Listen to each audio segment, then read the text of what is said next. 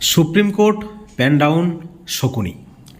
বন্ধুগণ, এই মুহূর্তের আরও একটি বড় খবর, বিগ ব্রেকিং নিউজ, আজকের অত্যন্ত গুরুত্বপূর্ণ খবর। তাহলে কি চিকিৎসকদের আন্দোলনে ফাটল, সংগঠন ভেঙে দুটুকরো?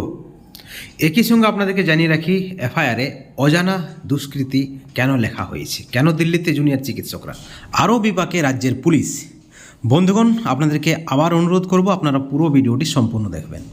আপনারা সকলে জানেন যে আগামীকালকে অত্যন্ত হাই ভোল্টেজ মামলার শুনানি, আরজিকর মামলার শুনানি, সেদিকে তাকিয়ে আছে সারা দেশের মানুষ। এবং সুপ্রিম কোর্টের শুনানিতে দিন দিন আইনজীবীর সংখ্যা বাড়ছে, অনেকেই মামলায় যুক্ত হতে চেয়েছেন, অনেকে যুক্ত হয়েছেন।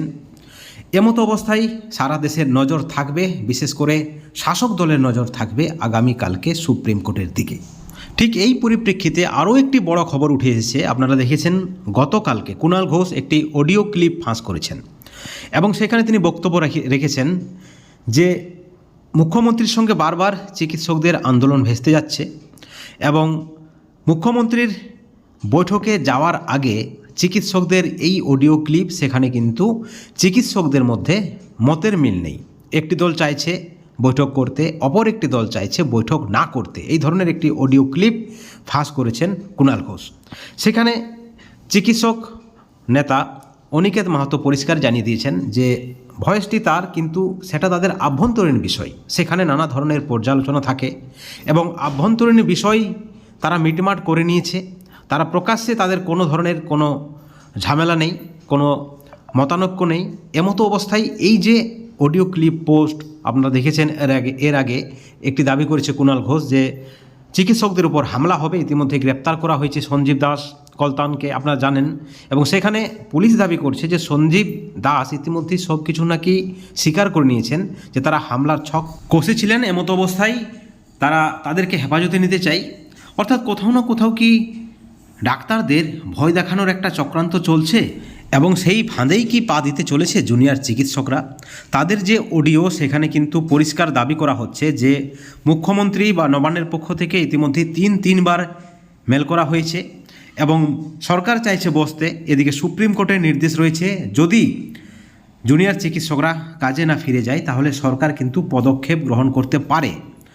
এবং একই সঙ্গে নবান্নের যে মেল, মুখ্যমন্ত্রীর একেবারে ধর্ণামঞ্চে উপস্থিত হওয়া এবং কোথাও না কোথাও রাজ্য সরকারের পক্ষ থেকে যে দাবি যে 23 জন বিনা চিকিৎসায় মারা গেছে, তাদের পরিবারকে 2 লক্ষ করে টাকা দেওয়া হয়েছে রাজ্য সরকারের পক্ষ থেকে। এই সব বিষয়গুলি রাজ্যের আইনজীবী কপিল সিব্বল আগামীকালকের আরজিকর মামলার শুনানিতে এই সকল বিষয়গুলি অবশ্যই কপিল সিব্বল পেশ করবে এবং তাতে কোথাও না কোথাও জুনিয়র চিকিৎসকদের ফেঁসে যাওয়ার কি ভয় রয়েছে বা ফেঁসে যেতে পারেন, এই ধরনের কিন্তু একটা অডিও ক্লিপ শোনা যাচ্ছে, যেটা কিন্তু পোস্ট করেছেন কুণাল ঘোষ। অর্থাৎ যেমনটা চেয়েছিল রাজ্য সরকার ঠিক কি তেমনটাই হতে চলেছে, একটা ভয় দেখানো।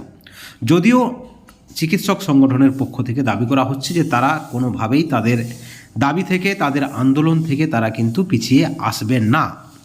অপরদিকে আরও একটি বড় খবর আপনাদেরকে জানিয়ে রাখি, ইতিমধ্যেই আজকে জুনিয়র চিকিৎসকদের পক্ষ থেকে 1 ঘন্টা প্যান ডাউন কর্মসূচি তারা পালন করতে চলেছে। অর্থাৎ লড়াই তারা চালিয়ে যাবেন, লড়াই থেকে কোনোভাবেই আপোষ নয়, যেমনটা কিন্তু একটা পরিষ্কার বার্তা।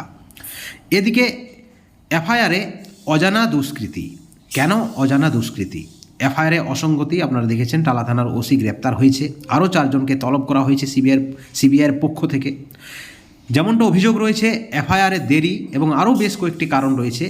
এফআইআরে বলা হয়েছে অজানা দুষ্কৃতী, অর্থাৎ কোথাও না কোথাও খুন এবং ধর্ষণের ঘটনায় প্রাথমিকভাবে যেটা মনে করা হয় এক বা একাধিক ব্যক্তি থাকতে পারে। সেখানে কি করে এফআইআরে পরিষ্কারভাবে পুলিশ জানাচ্ছেন যে অজানা দুষ্কৃতী অর্থাৎ একজন ব্যক্তি ছিল। অর্থাৎ এখানে কোথাও না কোথাও তথ্য প্রমাণ লোপাটের একটা চেষ্টা, কোথাও না কোথাও মামলা উড়িয়ে দেওয়ার একটা চেষ্টা। আপনারা দেখেছেন নির্যাতিতার বাবা মা পুলিশের ভূমিকায় চরমভাবে ক্ষুব্ধ হয়েছেন এবং একই সঙ্গে আপনাদেরকে জানিয়ে রাখি, নির্যাতিতার বাবা মায়ের পক্ষ থেকে বিনা ফি নিয়ে লড়াই করছেন বিশিষ্ট সিপিএম নেতা তথা বিশিষ্ট আইনজীবী বিকাশ রঞ্জন ভট্টাচার্য। আগামীকালকেও তিনি নির্যাতিতার পরিবারের হয়ে তিনি লড়াই করবেন, আরও বেশ কয়েকজন রয়েছে। অর্থাৎ এই যে আরজিকরের মামলা, দিন দিন আইনজীবীর সংখ্যা বাড়ছে। এখানে দিন দিন একাধিক মামলা যুক্ত হতে যাচ্ছে এবং আইনজীবীরা বলছেন যে এই মামলা একটি বৃহত্তর মামলা। এখানে মামলার গুরুত্ব কতখানি তা আপনারা সহজেই বুঝতে পারবেন। বন্ধুগণ, যেমন একটা চক্রান্ত, কোথাও না কোথাও জুনিয়র চিকিৎসকদের ভয় দেখিয়ে তাদের কর্মবিরতি তুলে দেওয়া, তেমনটাই কি করতে মাঠে নেমে পড়েছে শাসক দল। চিকিৎসকদের দাবি, মমতা বন্দ্যোপাধ্যায় সুপ্রিম কোর্টের যে নির্দেশ তাদেরকে কাজে যোগ দিতে হবে, না দিলে রাজ্য সরকার পদক্ষেপ গ্রহণ করবে, সেই নির্দেশকে কি নিয়ে খেলা করছে, এমনটাও কিন্তু প্রশ্ন উঠেছে চিকিৎসক মহলে। অপরদিকে রাজ্যের সকল বিরোধী দলগুলি চিকিৎসকদের আন্দোলনকে সমর্থন জানিয়েছে।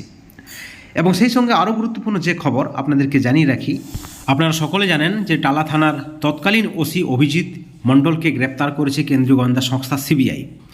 এবং তারপরে টালা থানার যারা আরও অফিসার রয়েছেন, পুলিশ রয়েছেন, যেমনটা কিন্তু সূত্র মারফত খবর রয়েছে যে তারা একজোট হচ্ছে। তারা টালা থানার ওসির সমর্থনে, অভিজিৎ মণ্ডলের সমর্থনে তারা নাকি ফান্ড তৈরি করছে, তারা আইনি লড়াই লড়বেন।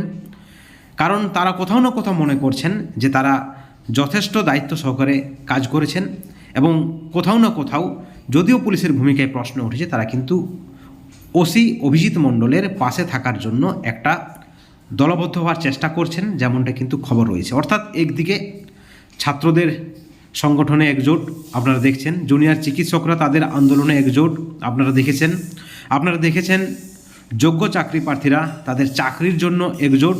এবার নতুন একটি খবর, এবার পুলিশেরা একজোট হচ্ছে তাদের বিরুদ্ধে, যাতে করে তারা কোনো ধরনের যদি আইনি সমস্যা আসে তাহলে তারা যেন সেই আইনি লড়াইটা তারা চালিয়ে যেতে পারেন। অর্থাৎ কোথাও না কোথাও চাকরি প্রার্থী থেকে শুরু করে, চিকিৎসক থেকে শুরু করে, সাধারণ মানুষ থেকে শুরু করে পুলিশ, সকলেরই কিন্তু একটা নিরাপত্তার অভাব দেখা যাচ্ছে, যেমনটা মনে করছে রাজনৈতিক মহল।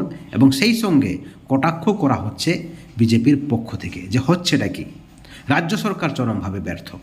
কোথাও না কোথাও রাজ্য সরকার রাজ্য চালাতে ব্যর্থ, পুলিশ প্রশাসন ব্যর্থ, আইন শৃঙ্খলার চরম অবনতি, যেমনটা কিন্তু বারবার দাবি করে আসছে বিরোধী দল বিজেপি।